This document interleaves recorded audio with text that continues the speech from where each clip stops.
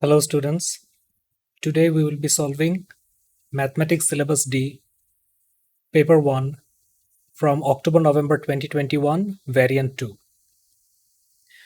Calculator is not permitted in this paper. Now let's look into the first question. It says evaluate square root of 4900. So this can be written as square root of 49 times 100, and if I square root them individually, that will become 49. 7 square is 49 and 10 square is 100. So the square root of 4900 will be 7 times 10, which is 70. So the answer will be 70. Next it says evaluate 5 cube. That means we need to multiply 5 with itself thrice. So that will be 5 times 5 times 5, which is 125. Question number 2.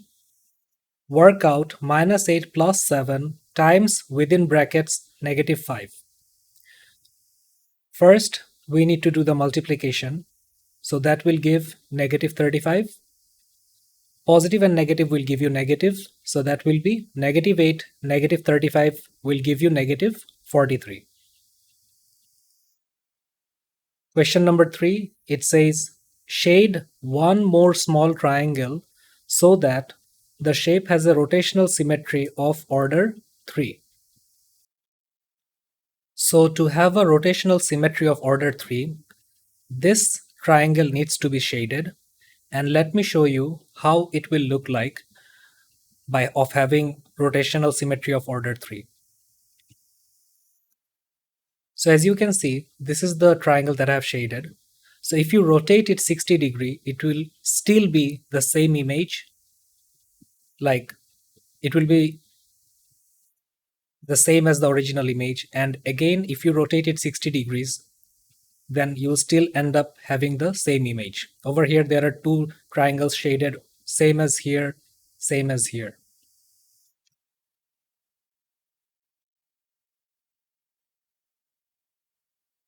Question number 4, it says, write down the name of the solid formed from each net. So this is the net that they have provided. So if we form a solid with the help of this net diagram, it will form a cuboid. Let me show you how. This is a net diagram of a cuboid as well. So if I try to close it and form a solid, this is how the cuboid will look like. So that was the first question that they have asked. Next question, this shape, when it is formed a solid, it will become a pyramid.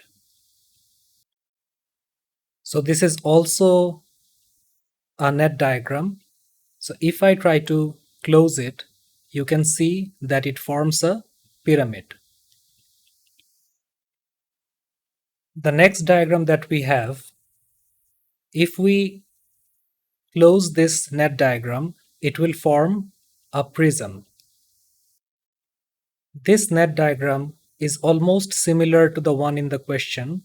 So if I try to close it, you can see that it forms a prism. And we know that in a prism, there will be a cross-sectional area and a length. Question number 5. So we have this diagram and it's not drawn to scale.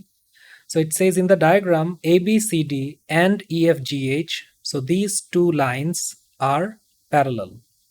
The lines CF and BG intersect at X.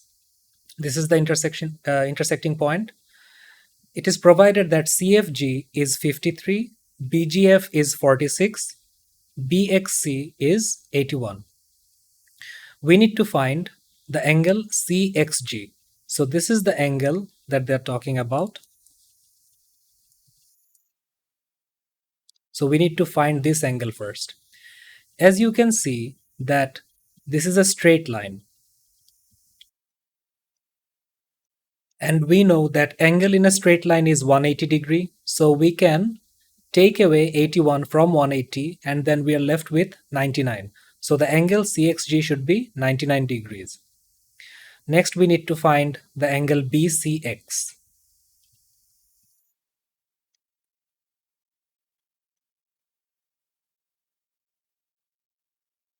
So this is the angle that we need to find.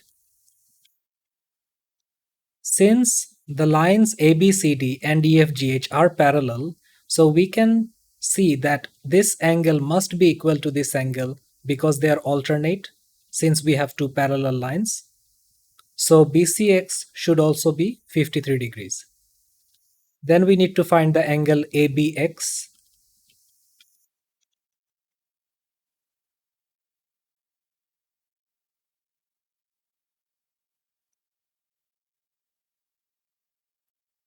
So again, as these two lines ABCD and EFGH are parallel, angle ABX and angle FGB are allied angles. So the sum of these two angles should be equal to 180. So I can say that ABX is 180 minus 46, which is this angle. So that will give me the value for angle ABX, which is 134 degrees. Question number 6. Work out 69 divided by 0.3, which can be written as 69 divided by 0.3, which is equal to 69 over 3 over 10. Now we can simply multiply 69 with the reciprocal of the fraction that is on the denominator, and it will become 69 times 10 over 3. 3 times 23 is 69. So now it will be 23 times 10, which is 230. Next we have work out 1 4 by 7 divided by 3 over 5. Give your answer as a mixed number in its simplest form. So 1 4 by 7 will be 7 times 1 is 7 plus 4 will be 11. So it will be 11 over 7. This is the improper fraction. And since we are dividing this fraction, we can also multiply with its reciprocal. So it will be 11 over 7 times 5 over 3. So 11 times 5 is 55 and 7 times 3 is 21. Now we need to do the long division. So the maximum number that I can take to multiply will be 2. So 21 times 2 is 42.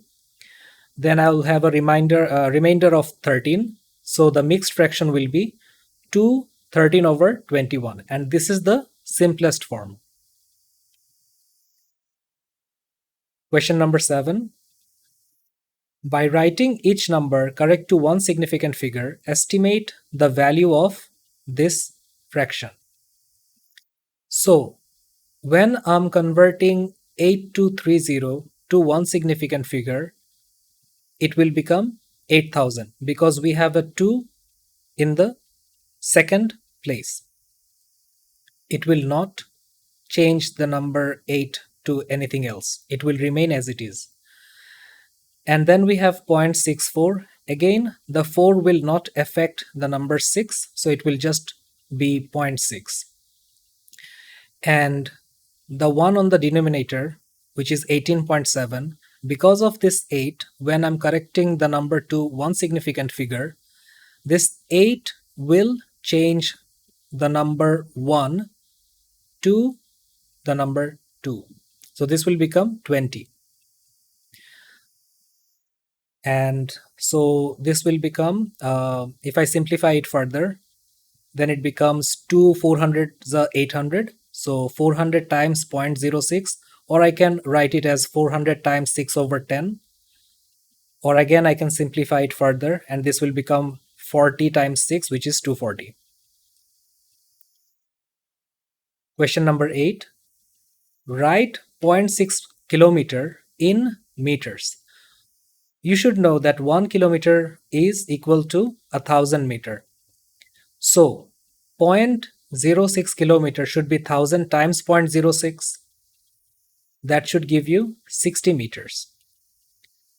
Then they are asking to convert 7 meters square to centimeter square.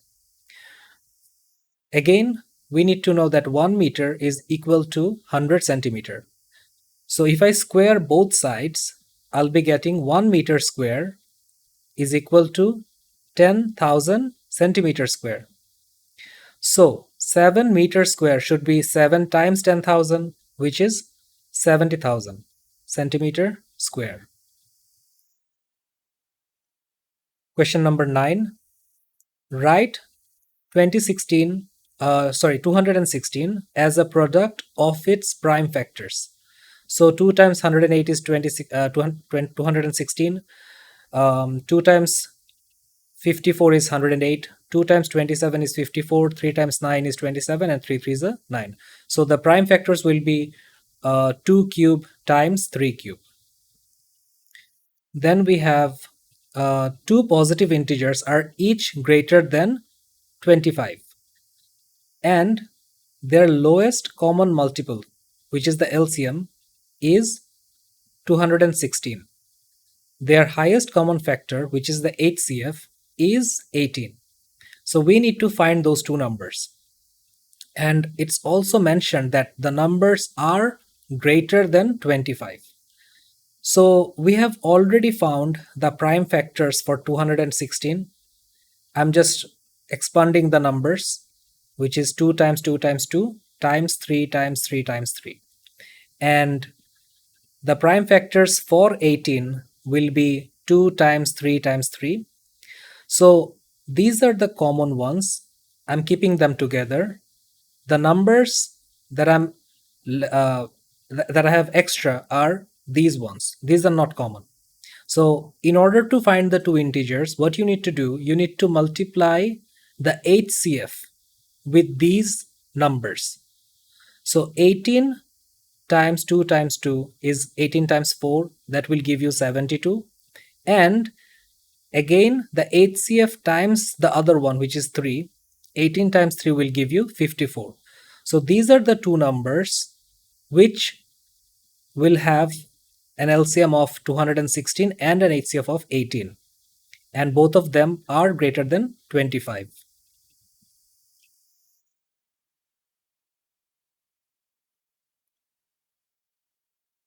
Describe fully the single transformation that maps triangle A onto triangle B. So this is for question number 10. So we need to describe the transformation from A to B.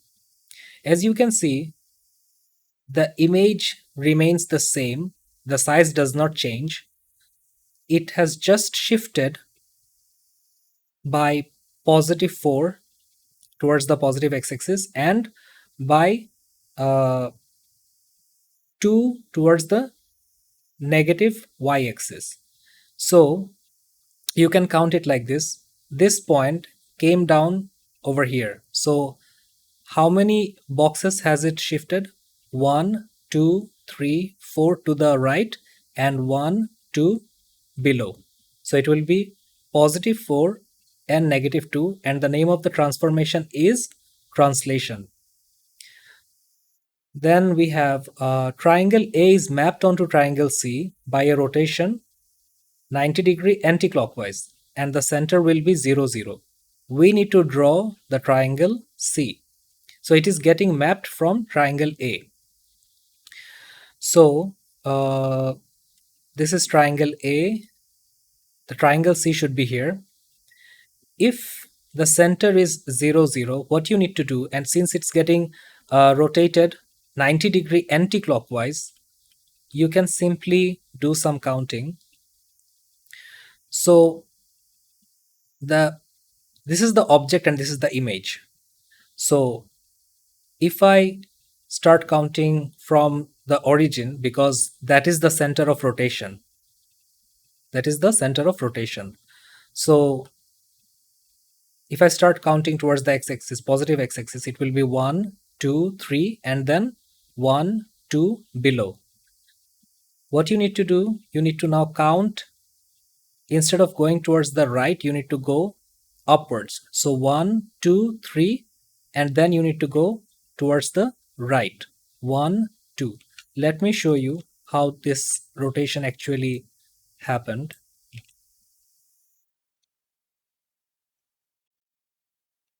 So you need to understand first that if a shape is looking like this and you're asked to rotate it 90-degree anti-clockwise, that means it will go in this direction, 90-degree anti-clockwise.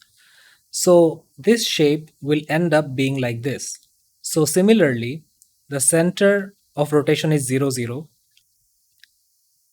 It went 3 units towards the right,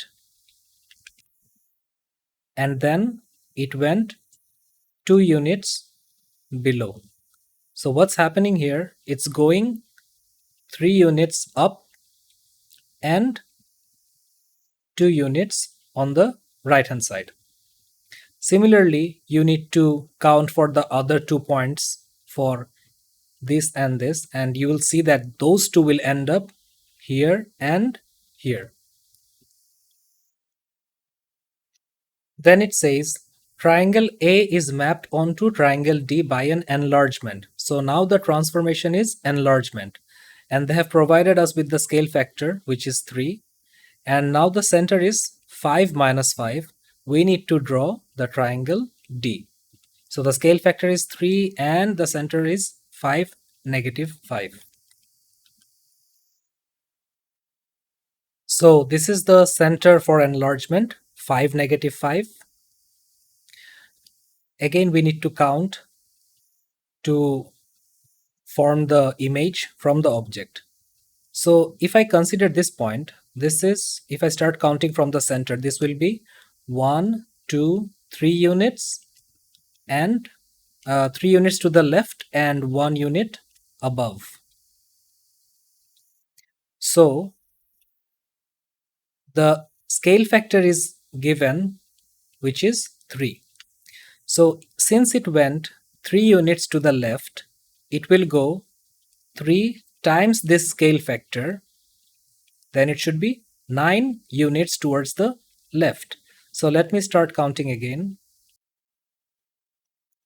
So it will go 1, 2, 3, 4, 5, 6, 7, 8, and 9. So 9 units towards the left, and the object was 1 unit above.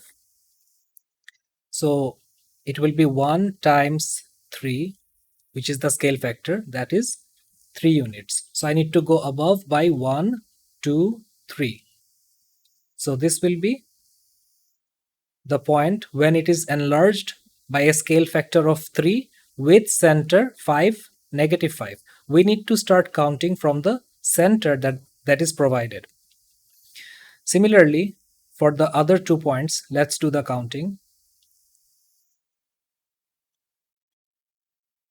So this point is 2 units to the left and 1 unit above from the center. That means the point for the image which represents this particular point will be 2 times the scale factor 3, which is 6. So let's count 1, 2, 3, 4, 5, 6. And it was 1 unit above. So again, 1 times 3 should be 6.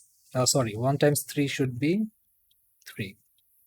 So it will be 1, 2, 3. So the coordinate for the image will be here. Similarly, you need to do the counting for this point as well, and that will end up being here. So these 3 points will form the enlargement for the object A with a scale factor of 3 and center 5, negative 5. Next question, question number 11. The scale drawing shows a garden with 2 trees, P and Q. The scale is 1 centimeter, represents 6 meters. So the scale is 1 centimeter to 6 meter. The garden has a path that is equidistant from P and Q. Using a straight edge and compasses only, construct the path. So since the garden is equidistant from the points P and the point Q, that means we need to draw a perpendicular bisector between these 2 points, which is representing 2 trees. So this is the perpendicular bisector for both of these points, and that is the path that they are representing. Next, it says Yuna wants to plant a third tree in the garden that is nearer to Q than to P and more than 18 meter from Q. So 18 meter is the actual scenario. We need to convert this according to the scale for the diagram. So if 1 centimeter represents 6 meter, 18 meter should represent 3 centimeter. So we first need to construct this and then we can only solve this question. So more than 18 meter from Q is the same as 3 centimeter from Q.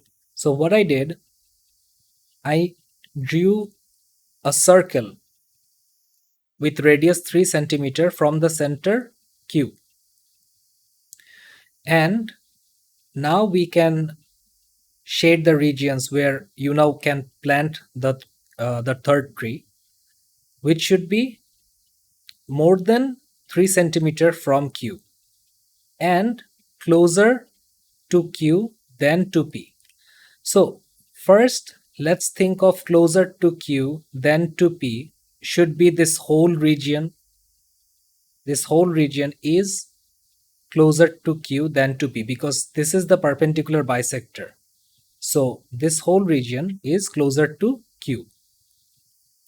And since we also have to follow the second option, which is more than 3 centimeter from Q, that means the plant cannot be placed in anywhere within 3 centimeter of Q. So it should be away.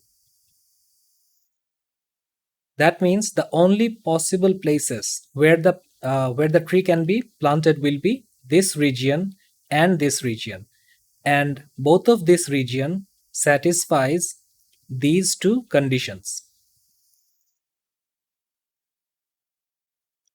Question number 12, it says the diagram shows a rectangle ABCD where E is a point on the diagonal, and this is the diagonal AC. So E lies on the diagonal such that DEC is a right angle, 90 degrees.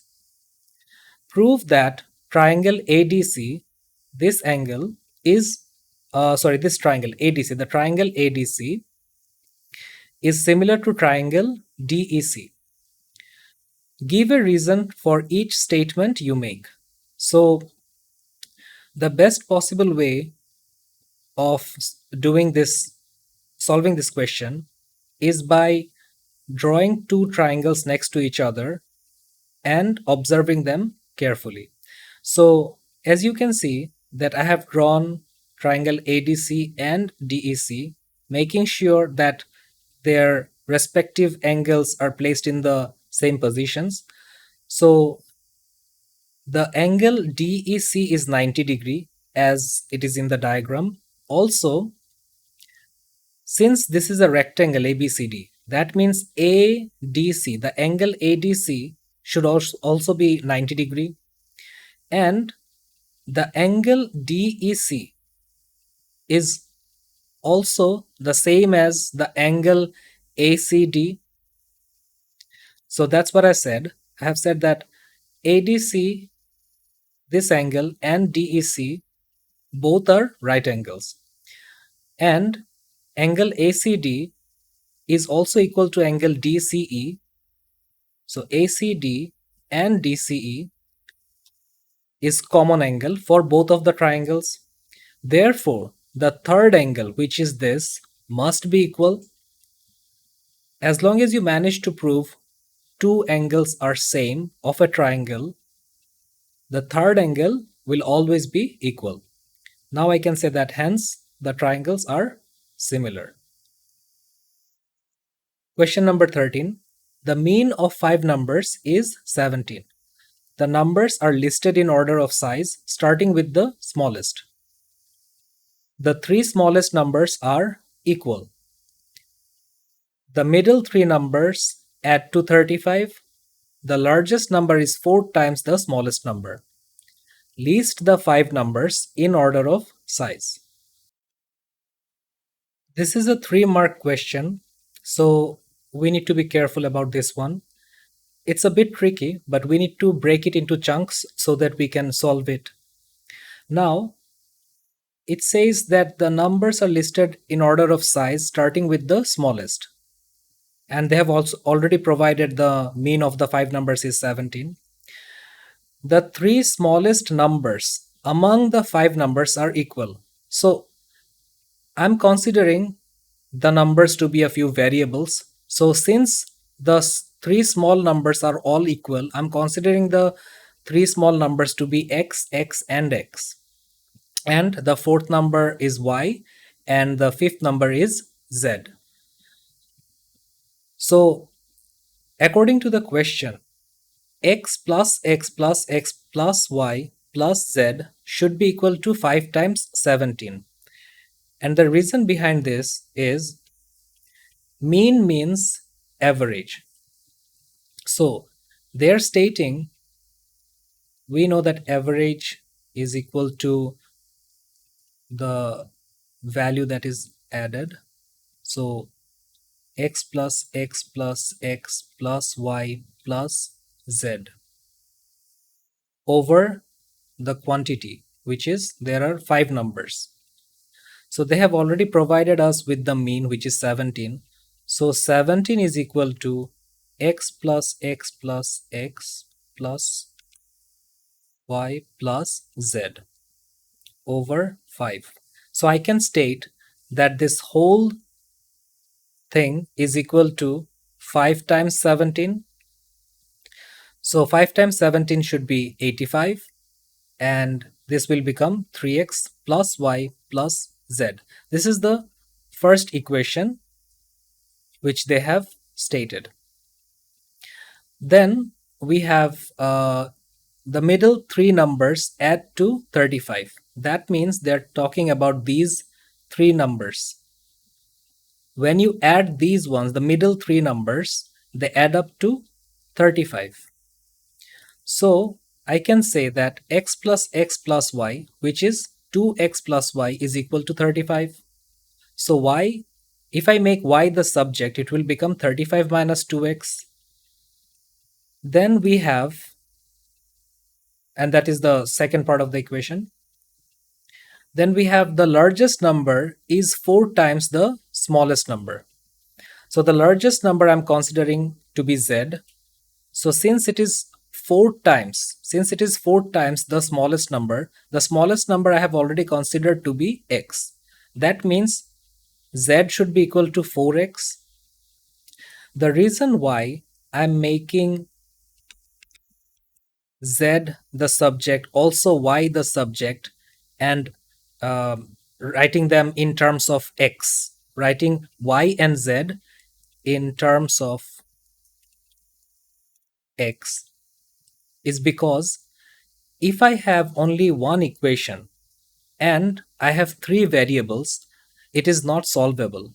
So if I have only one variable in one equation, it will be easily solved. So coming back to this equation, which was 3x plus y plus z equals to 85, instead of z, I can write now 3x plus y plus 4x, because z is 4x. Then I'll have 3x plus 4x is 7x. 7x plus y is equal to 85. Also, y is written in terms of x, which is 35 minus 2x. So 7x plus 35 minus 2x within brackets. Make sure that you give brackets over here, because let's say if this were to be negative, then if you expand it, the signs will change. So it's a good practice to have brackets when you are substituting something. So 7x plus within brackets 35 minus 2x will also be equal to 85. Now you can see that I don't have any other variable besides the letter x. So if you solve this, you will get x to be 10. So if x is 10, y should be, this will be 2 times 10, which is 20. So 35 minus 20 will be 15. And z is 4 times of x, so it will be 4 times 4 times 10, which is 40. So now we can write them in ascending order, which is 10, 10, 10, 15, and 40. So these are the numbers we have listed in order of size, starting with the smallest. Question number 14. The diagram shows the speed time graph for the start of a cyclist's journey. So this is the speed time graph. Find the acceleration during the first 20 seconds. Acceleration is the gradient of the graph for a speed time. When it's a speed time graph, the gradient represents the acceleration. So the formula for gradient I have used over here is y2 minus y1 over x2 minus x1. So this point we have 15, this will be 20 and 15. This is 0, 0. So y2 minus y1 will be 15 minus 0, and in the denominator it will be 20 minus 0. So that will be 3 over 4. You can leave it as a fraction, or you can write 0.75 meter per square second. Describe the motion of the cyclist between 20 seconds and 30 seconds. So between 20 and 30, since it's a horizontal line in a speed time graph, it will be constant. The speed is constant. Then we have find the total distance traveled in the 50 seconds. We know that in a speed time graph, the area under the graph represents the distance traveled. So in the first 50 seconds, so in order to find the distance, what I have done, I have added the area of these two trapeziums. So for the first trapezium, we know that the area of a trapezium is half times the length of the parallel sides, the total length of the parallel sides, times the distance between the parallel sides. So these two sides are parallel, and the length of the first side is 10. This is 10 units, and this is 20 units. This is 30 units. And the distance between the parallel sides is 15. So that will be half times 10 plus 30 times 15, which will give you 300. For the other trapezium, these two sides are parallel, and their lengths are, the smaller one is 5 units and the larger one is 15 units. So and also the distance between the parallel sides is 20. So I can write half times 15 plus 5 times 20, which will give me 200. So the total distance traveled should be 300 plus 200, which is 500. Question number 15. During 1 year, the value of a bicycle decreased from $200 to $160. Calculate the percentage decrease in the value of the bicycle. So it should be the old value minus the new value divided by the old value times 100. So it will be 40 over 200 times 100, which will give us 20. So it decreased by 20%. Question number 16. Solve the inequality. 23 plus 2n is greater than 5 minus 6n. If we bring n on one side, it will be 2n plus 6n is greater than 5 minus 23. That means a10 is greater than negative 18. So n is greater than negative 2.25. And since you will not be provided with the calculator for this paper, this is the long division that I have done to get the value 2.25. Next we have factorize 3x minus y minus qy plus 6px minus 2pq. So I'm rewriting this equation. It is 3xy plus 6px minus qy minus 2pq. That way I can take 3x common for both of these two. So it will be y plus 2p within brackets after I take 3x common from both of them. And then we have minus qy minus 2pq. From these two, I can take minus q common, and then I'll be left with y plus 2p within brackets. So since these two are the same, I can say 3x minus q times y plus 2p. So these are the factors. Question number 18. The diagram shows a shaded region ABC. The equation of the line AC is y is equal to negative half x plus 5. Write down the three inequalities that define the shaded region. Let's do the easy ones first. So this is y equals to 2 and the shaded region is upwards. So it will be y is greater than 2. The next one is this line is x equals to negative 4. The shaded region is on the right hand side. So x should be greater than negative 4. Then we have the line AC, and we are already provided with the equation for the line AC. Since y is positive, so it's fine. We can proceed with the logics, which is if let's say we have a straight line like this or this, and we have an equation y equals to something. If the area is above this line, then it will be y is greater than this equation if it is above. If the shaded region is below, then it will be y is less than the equation. Similarly, if we have lines going in this direction, then, and we have also positive y as a subject of the formula, then if the shaded region is above the line, it will be y is greater than this equation. If the shaded region is below the line, y will be less than this equation. So we have a positive y as a subject, and this was the equation that was provided. And since the shaded region lies below the line, the inequality will be less or equal to minus half x plus 5. So that is our third inequality.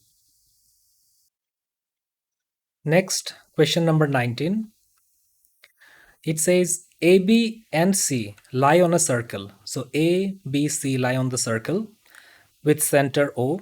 The line PBQ is a tangent to the circle at B. So this is a tangent, the line PBQ. OCQ is a straight line. OCQ is a straight line. BQO is equal to 36. This is 36 degrees, and BAC is x degree. We need to find the value of x. So what we can think of, since PBQ is a tangent to the circle, that means this angle OBQ should be 90 degrees because this is a radius and this is a tangent, and we know that radius and tangent meet at 90 degrees. So angle BOC, if you now focus on the triangle OBQ, if you focus on the triangle OBQ, You know two of the angles. This is 90 and this is 36. So the third angle must be, you can just think of 90 minus 36. Instead of doing it this way, the total sum of the angle is 180 minus 90 plus 36. It will give you the same answer, 54. But when you have a right angle triangle, it's easier to find the third angle. You simply take away the other value, the other angle from 90, because if this is 90 degree, the other two must add up to be 90 degrees, so that the complete total angle of a triangle should be 180. So it is 90 minus 36, which is 54. So if this is 54, we know that from circle theorem that angle at the center is twice the angle at the circumference. So if this is already twice, that means x should be half of this. Therefore, x is 54 divided by 2, which is 27. Question number 20. Find the inverse of this matrix. So you should know that if a matrix looks like this, A, B, C, D, in order to do the inverse, what we need to do is first write it in this format. 1 over the determinant, which is AD minus BC, and A and D will switch their places, and B and C will change their signs. So for this, AD will be 3 times 2, which is 6, minus 1 times negative 2, which is negative 2. So it will be 6 minus minus 2, which is 6 plus 2. And 3 and 2 will switch their positions. So it will be 2 and 3 over here. Negative 2 will become positive 2, and positive 1 will become negative 1. So it will be 1 over 8 times all the elements inside the brackets. So you can write it in this format. By multiplying the fraction with all of them, you will get 2 over 8, 2 over 8, minus 1 over 8, and 3 over 8. You can simplify it further. 2 over 8 will become 1 over 4, 1 over 4, and this will remain as minus 1 over 8 and 3 over 8. Question number 21. The cumulative frequency diagram shows the masses of m grams of 120 eggs. So this is the cumulative frequency graph. Use the diagram to estimate the median. So median is at the 50th percentile. So since there are 120 eggs, we need to divide it by 2. So we need to look for the 60th egg. So 60 lies over here. There are 120 eggs in total. That's the maximum the graph has went up to. So if we look into the 60 and draw a horizontal line and then a vertical line, then we end up here. And each of these boxes represent 1 unit. So this should be 58 gram. So the median weight is 58 gram. The interquartile range is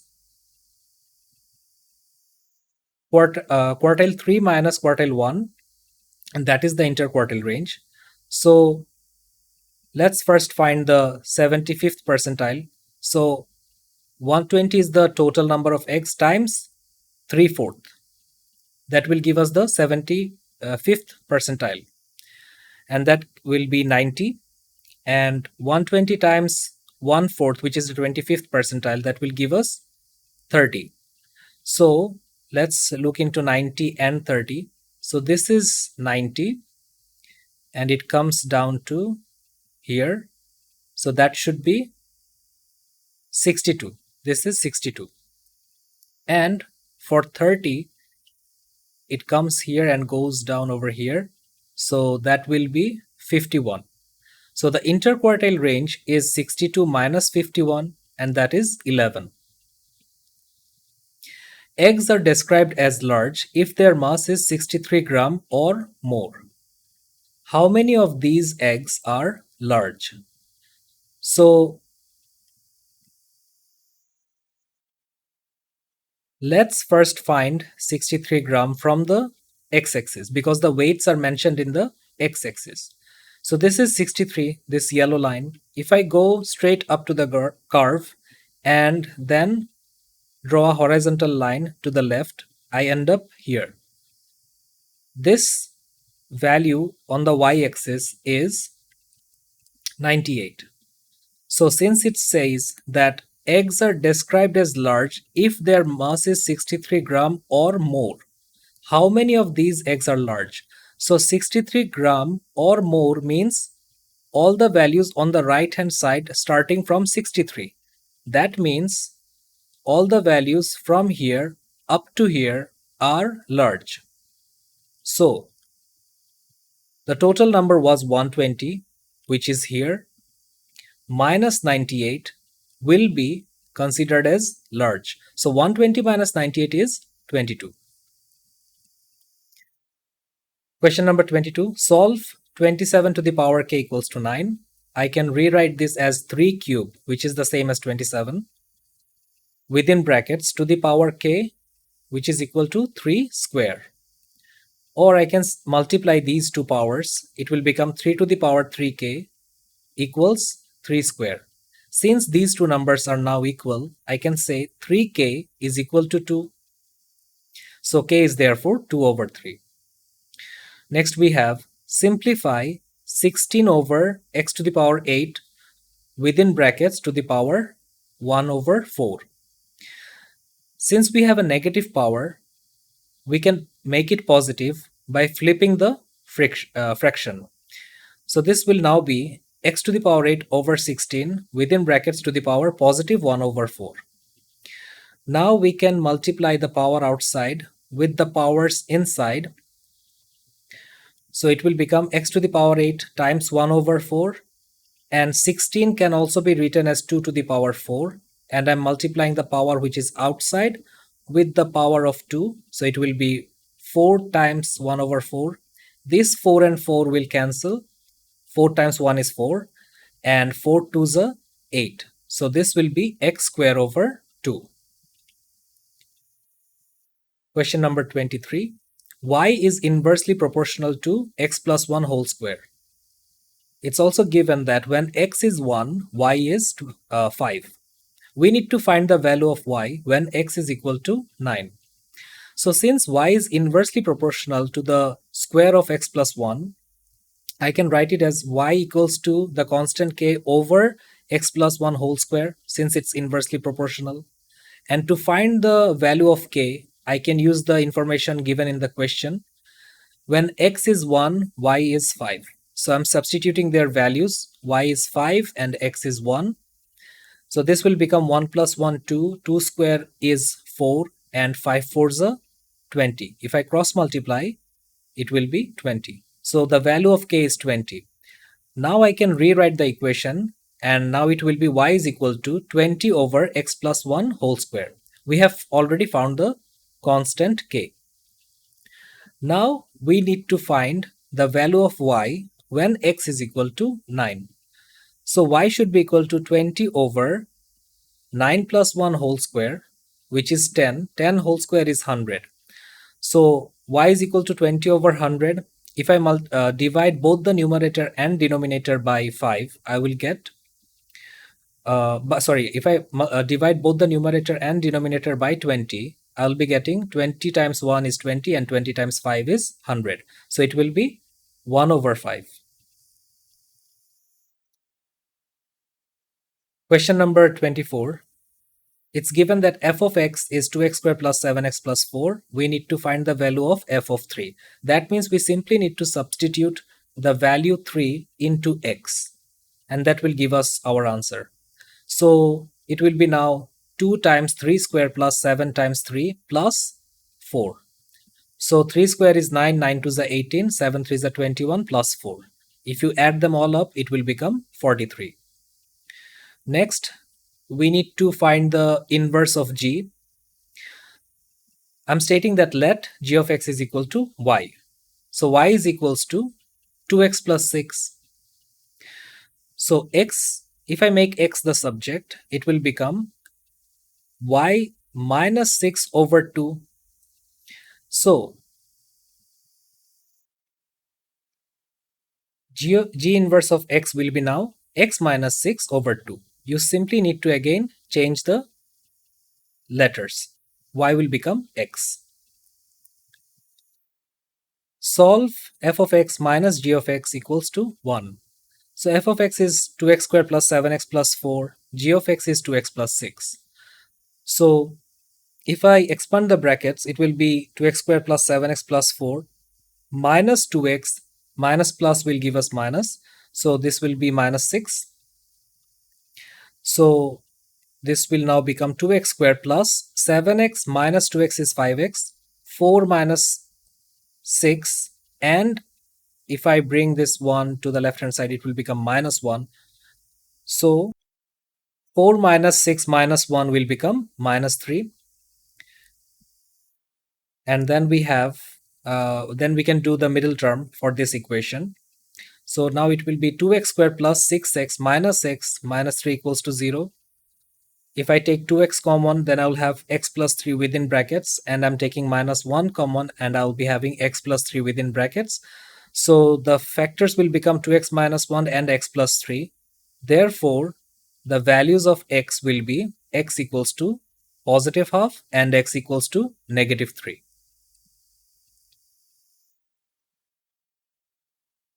Question number 25. 40 students can take part in 3 activities: art, dancing, and gardening, and they're represented by the letters A, D, and G. It says that 5 do not take part in any of the activities, 12 do art only, 4 do dancing and gardening but not art. One student does all 3 activities. We need to complete the Venn diagram. So, starting with the first statement, it says 5 do not take part in any of the activities.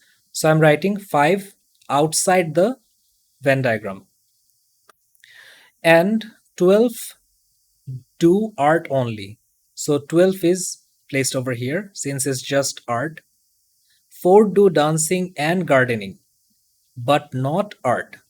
So 4 is doing dancing and gardening, and it's not included within the circle of art. One student does all 3 activities. So this is where it should be placed so that it falls under all 3 circles. So 1 is falling for the circle A, circle D, and circle G. So that should be the answer to the first part of the question. It says on the next part, on the Venn diagram, the ratio x is to y is to z is equal to 1 is to 2 is to 3. So these letters are in this ratio. Find the value of each of x, y, and z. So, since this ratio is connected by these numbers, instead of writing y and z, I can state that x is to 2x is to 3x. So this will be, if I consider the whole Venn diagram, this will be x plus 2x plus 3x plus 12 plus 1 plus 4 plus 5. These all should add up to become the total number of students, which is 40. The only trick was converting this variables y and z to x. Okay, so this will be x plus 2x plus 3x. Now if you add these up, this will be 6x plus 22, which is equal to 40. 6x will be equal to 18, therefore x is equal to 3. Now you can easily find the values for y and z as well. Since y is 2x because of this ratio, so y will be 3 times 2, which is 6. Similarly, z will be 3 times 3, which is 9. Then it says one subset in the Venn diagram in part A has no students. Use set notation to describe this subset. So this is the Venn diagram. We need to use set notation to describe this subset. So this is the uh, place where there are no students. So let me explain it to you bit by bit. So this will be, this position falls under A intersection with G. This is the region. Also, this very place is also a part of intersection with D complement. D complement is outside the circle D. So this part and this part are common for both of them. Hence, the set notation will be A intersection, G intersection, D complement. Then we have find the number of elements within D union G intersecting with A. So first let's look into D union G. So D union G will look like this. And when it is intersecting with A, this is the region we need to focus on. So what do we have in this region? We have 0, 1 and x. And we have already found the value of x. The value of x was 3. So the answer will be 0 plus 1 plus x, which is 0 plus 1 plus 3, which is 4. And that will be all for now. I will see you in the next video.